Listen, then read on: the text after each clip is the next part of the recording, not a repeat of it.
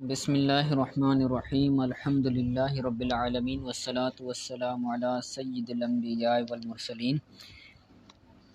ہمارا کنز الدقائق کے کتاب الحج کے دروس کا سلسلہ جاری و ساری ہے۔ آج ہمارا باب ہے میقات کو بغیر احرام کے کراس کرنا۔ ہم نے پچھلے دروس کے اندر اس بات کو واضح کیا ہے کہ میقات ہوتا ہے یعنی ایک حد ہوتی ہے، اس حد سے پہلے جو مکے میں نہیں رہتا، جو حرم میں نہیں رہتا، وہ اس کے اندر جب آئے گا، حرم کے اندر آئے گا تو میقات سے پہلے وہ احرام باندھے گا۔ احرام باندھنے کے بعد پھر حرم کے اندر داخل ہوگا۔ جیسے کوئی بندہ کراچی سے جا رہا ہے تو اب اس کے لیے ضروری ہے کہ وہ کراچی کے اندر یا پھر جہاز کے اندر جب وہ مقام آئے تو جہاز والے جو ہوتے ہیں وہ اعلان کر دیتے ہیں کہ میقات آنے والا ہے، تم احرام باندھ لو، تو اس وقت احرام کا باندھنا یہ لازم ہوتا ہے۔ اگر پاکستان سے ہی کوئی بندہ باندھ کر جاتا ہے تو یہ بھی جائز ہو جائے گا، ٹھیک ہے۔ تو ٹوٹل میقات 5 ہیں، اس کا بیان بھی پیچھے وضاحت کے ساتھ گزر آیا ہے۔ تو احرام اور میقات جو ہے وہ احرام کے ساتھ کراس کرنا ہے۔ تو اگر کوئی بندہ میقات احرام کے بغیر کراس کرتا ہے تو اس کے بارے میں کیا حکم ہوگا، اس کے بارے میں آج کا ہمارا یہ باب ہے۔ باب مجاوزۃ المیقات بغیر احرام، احرام کے بغیر میقات کو تجاوز کرنے کا باب۔ وقت سے مراد یہاں پر میقات ہیں، احرام کے بغیر میقات کو تجاوز کرنے کا باب، ٹھیک ہے۔ پیچھے سے ترجمہ کریں گے۔ آگے کہتے ہیں جی من جاوز المیقات غیر محرم، جس نے میقات کو تجاوز کیا احرام کے بغیر، احرام اس کو پہنا ہوا نہیں تھا، عام کپڑے تھے، اس نے کیا کیا، تجاوز کر دیا میقات کو، ثم عاد محرما، پھر پیچھے لوٹا، احرام باندھا، پھر میقات احرام کی حالت میں جو ہے وہ کراس کیا، ثم عاد محرما، پھر میقات کو کراس کیا یا پھر لوٹا محرمن حالت احرام میں، ملبین تلبی پڑھتے ہوئے۔ تلبی کا مطلب ہوتا ہے جو عمرہ کرنے والے، حج کرنے والے پڑھتے ہیں، لبیک اللہم لبیک لبیک لا شریک لک لبیک، تو یہ پڑھتے جی ہوئے احرام باندھتے ہوئے اگر وہ میقات کو لوٹ کر پھر دوبارہ کراس کرتا ہے، او جاوز، یا پھر اس نے کراس کر لیا، ثم احرم بعمرۃ، کراس کرنے کے بعد پھر اس نے جو ہے وہ حرم کے اندر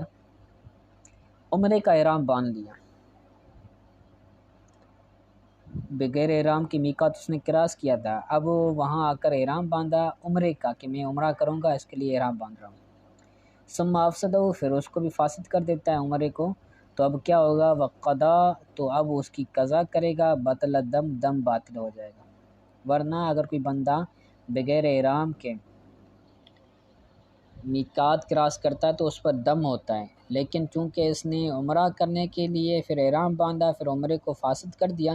تو اب صرف اس پر عمرے کی قضا لازم ہوگی، دم جو ہوگا وہ باطل ہو جائے گا۔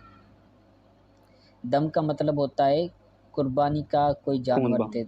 دمبا وغیرہ دینا، جی ٹھیک ہے، یہ سمجھ آ گیا۔ جی آگے آگے کہتے ہیں فلو دخل الکوفی البستان لحاجت، پیچھے ہم نے یہ بھی وضاحت کر دی ہے کہ 3 مقامات کے لوگ ہوتے ہیں، ایک حرم کے لوگ ہوتے ہیں، ایک حل کے لوگ ہوتے ہیں، تیسرے آفاق کے لوگ ہوتے ہیں۔ حرم کی ایک باؤنڈری ہے، حل کی بھی ایک باؤنڈری ہے، آفاق کی کوئی باؤنڈری نہیں، آفاق پوری دنیا کو کہتے ہیں، کہیں سے بھی بندہ حرم سے جو باہر ہیں وہ میں نے نقشے کی صورت میں بیان کر دیا ہے، تو وہ آپ دیکھیں گے تو مزید سمجھ آ جائے گا۔ تو یہاں پر جو کوفی بولا گیا ہے نا، کوفی سے مراد یہاں پر آفاق کی ہے، تو کوفہ جو ہے وہ حرم کے اندر نہیں آتا، تو جو حرم سے باہر ہیں اس کو آفاق کہا جاتا ہے، اور یہاں پر کوفی سے مراد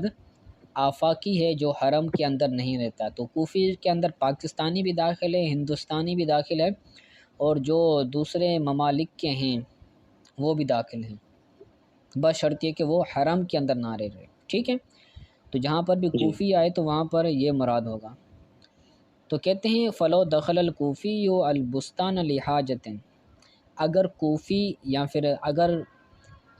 آفاقی بستان میں داخل ہوا، بستان یہ ایک مقام کا نام ہے جو حرم کے اندر داخل ہے۔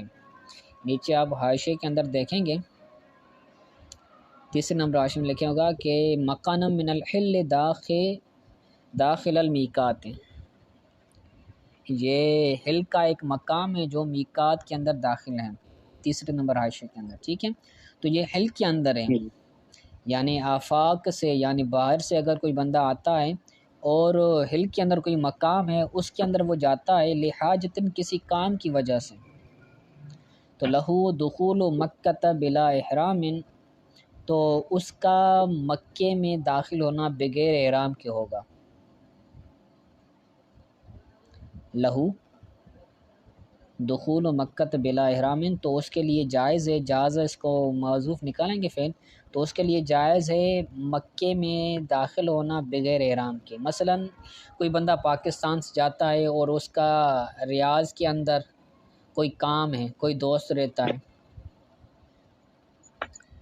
تو اس کام سے جاتا ہے، عمرے کی نیت سے نہیں جاتا، حج کی نیت سے نہیں جاتا، بلکہ کسی کام کی نیت سے وہاں جاتا ہے، پاکستان سے، آفاق سے، ہل کے اندر کسی مقام کے اندر، ریاض خاص نہیں ہے بلکہ ہل کے اندر کوئی سا بھی مقام ہو، جیسے دوسرے مقامات ہیں، ریاض ہو گیا جیسے، تو اس کے اندر اگر وہ کسی حاجت کی وجہ سے جاتا ہے تو اس کے لیے بغیر احرام کے جانا یہ جائز ہو جائے گا۔ وقت البستان، اب اس کا جو میقات ہوگا وہ بستان ہوگا، وہ بستان شہر ہوگا۔ ٹھیک ہے، یعنی وہ اب جی عمرہ کرنے کی نیت کرتا ہے یا پھر حج کرنے کی وہ نیت کرتا ہے، تو اب وہ اس بستان سے، یا پھر اگر ریاض کے اندر گیا ہے تو اب وہ اس ریاض شہر سے کیا کرے گا، احرام باندھے گا، پھر عمرہ وغیرہ حج ادا کرے گا۔ اس کا وہ جائز ہوگا۔ ہاں، اس کے لیے جائز ہو جائے، کیونکہ وہ ڈائریکٹ عمرہ کرنے کے لیے نہیں گیا، تو ڈائریکٹ اگر کوئی بندہ جی عمرہ کرنے کے لیے جاتا ہے تو اس کے لیے جائز نہیں ہے بغیر احرام کے، لیکن اس کا جی کوئی کام تھا تو اس وجہ سے یہ ہو گیا۔ ٹھیک ہے، صحیح ہو۔ آگے کہتے ہیں من دخل مکۃ بلا احرام، اگر کوئی بندہ مکے میں بغیر احرام کے داخل ہو گیا تو اب کیا ہوگا، وجب علیہ عہد النسخین، تو اب اس کو اس پر دو میں سے ایک نسخ اس پر واجب ہوں گے، یا تو وہ دو میں سے کیا ہوگا؟ نسخ کا مطلب ہوتا ہے مناسخ، تو مناسخ کا مطلب یہاں پر ہے حج کرنا یا پھر عمرہ کرنا۔ جی ٹھیک ہے، تو دو چیزیں اس پر داخل لازم ہوگی، یا عمرہ کرے گا یا حج کرے گا بغیر احرام کے اگر جی گیا تو۔ ثم حج عما علیہ فی عامہ ذالک، تو پھر اگر وہ حج کرتا ہے وہ جو اس پر اسی سال میں لازم تھا، ثم حج عما علیہ، پھر وہ حج کرتا ہے وہ حج جو اس کے اوپر لازم تھا اسی سال میں، تو صح عن دخولہ مکۃ بلا احرام، تو اب اس کا مکے میں داخل ہونا، صح عن دخولہ مکۃ بلا احرام، اب مکے کے اندر بغیر احرام کے داخل ہونا اس کا صحیح ہو جائے گا۔ صحیح ہوگا۔ ٹھیک ہے، جی اور اگر اس پر اسی سال کوئی حج لازم نہیں ہے، اس نے پہلے سے ہی حج کیا ہوا ہے، یا اس کی حالت ایسی ہے جس کی وجہ سے اس پر حج لازم نہیں ہوتا، یا سال پورا ہو گیا ہے، تو لا، اب اس کے لیے جائز نہیں ہے۔ وَإِن تَحَوَّلَتِ السَّنَةُ، ان تحولت السنۃ، اگر سال پورا ہو گیا ہے تو لا، جائز نہیں ہے، وہ احرام جو ہے وہ احرام کے بغیر اس کا حرم کے اندر داخل ہونا یہ جائز نہیں ہوگا، بلکہ وہ اگر اسی سال جو ہے وہ حج جو اس پر لازم ہے وہ اگر کرتا ہے تو پھر صحیح ہو جائے گا۔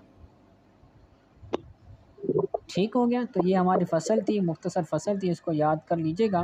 آج کے سبق کے حوالے سے کوئی بات سمجھ نہ آئی ہو تو پوچھ لیں۔